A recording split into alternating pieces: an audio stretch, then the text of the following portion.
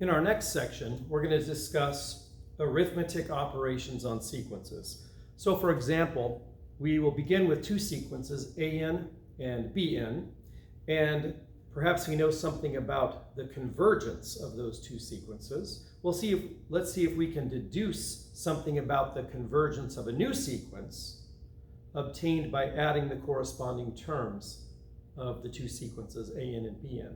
Or maybe we subtract them, or we multiply them, or we divide them. Our first theorem says that if AN converges to the real number A, and BN converges to the real number B, then this new sequence obtained by the corresponding terms should converge to A plus B. And let's prove that that'll happen.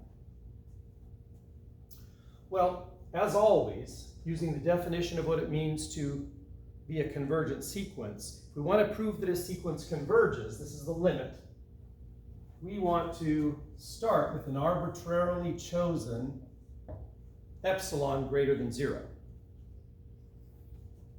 Now, let's think about what we want to end up with.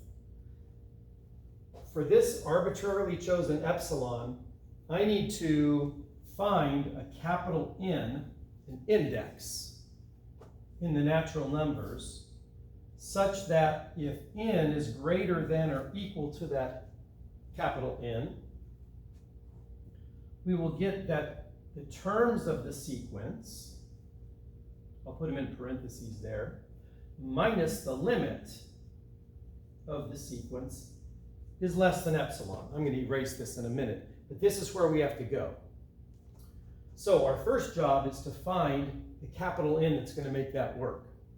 And we will use the fact that AN converges to A and BN converges to B. Because of those two, I can say let N1 and N2 both be natural numbers.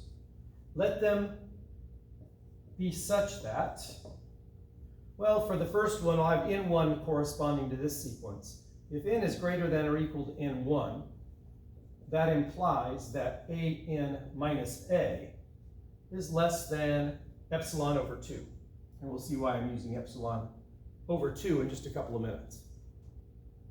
And also, n greater than or equal to N2 implies that BN minus B is less than epsilon over 2. Maybe I'll put a and there, so both of these are true. And if you want to put a comment as to why we're allowed to do that, I know N1 exists because AN converges to A. I know N2 exists because BN converges to capital B. Well, I need for both of these two statements to be true. I need this to be true and that to be true. So what I'm going to do is choose, or let, however you want to write it, choose N to be the larger max of N1 and N2. Or it could be any number greater than that as well. Oops, sorry, capital N. Now, if my little n is bigger than this capital N, then this is true and that's true, which implies this is true and that's true as well. So choose that, and we see that for n greater than or equal to n, we get the following.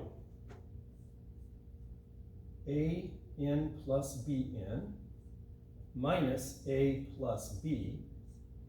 Now I need to do some arithmetic. Eventually, I need this to be less than epsilon, and that'll be the end of the proof.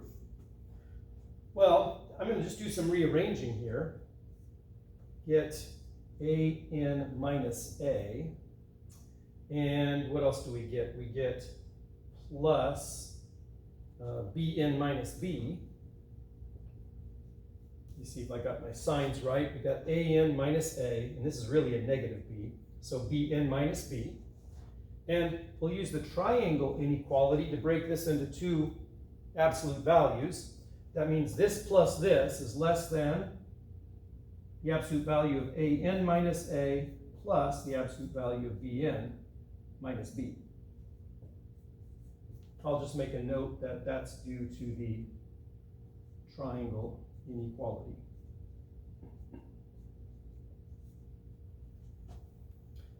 Well, because n is greater than or equal to n, both of these are true. So this is less than epsilon over 2, and this is less than epsilon over 2,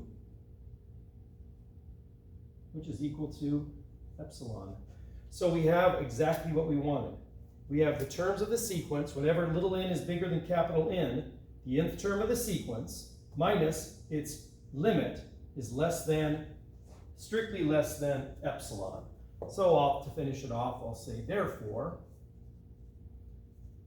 an plus bn converges to a plus b.